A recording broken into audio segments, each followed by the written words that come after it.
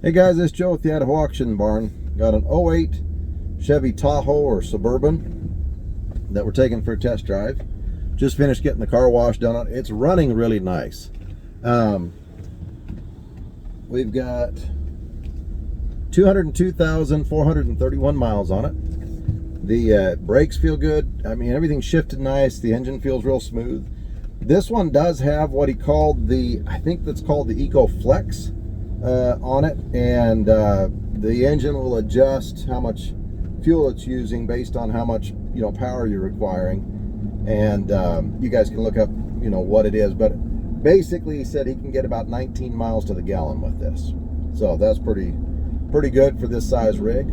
Let's go ahead and run through some of the electronics.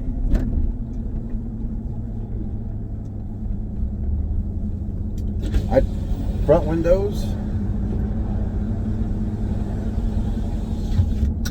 back windows,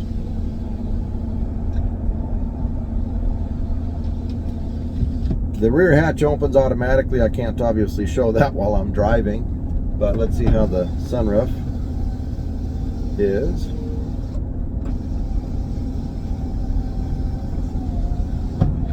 It doesn't look too bad on the outside. Their running board on the passenger side I noticed was damaged, and the trim on the sides has been screwed back on. It had come loose and they'd put a couple screws in it for the trim. Leather seats, leather's in pretty decent condition. The check engine light was on.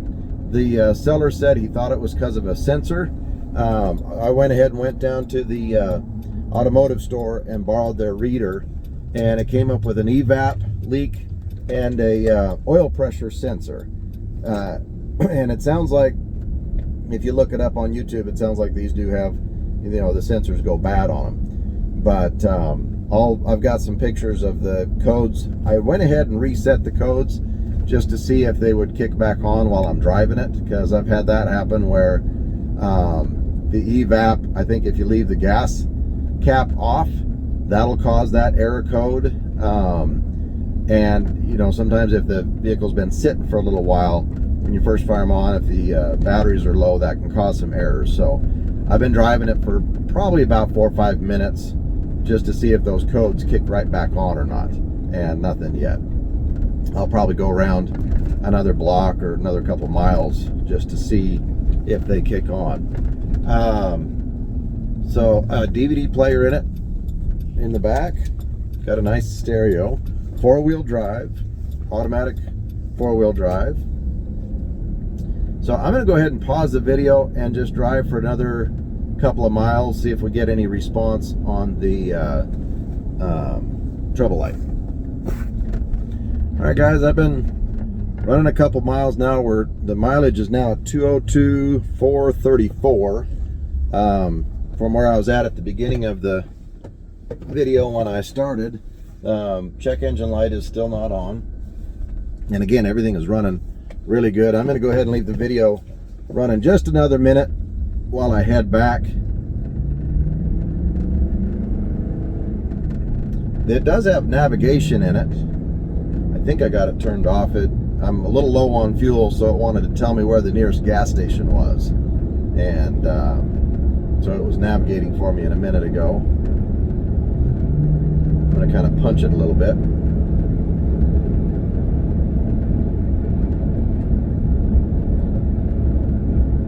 So the oil pressure gauge shows just fine, and I don't see it drop it or anything like that when I'm at an idle.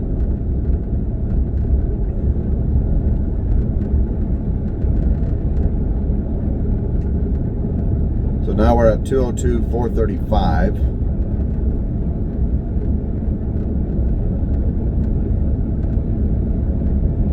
This will be a little longer video just because I'm checking out this check engine light as much as possible for you.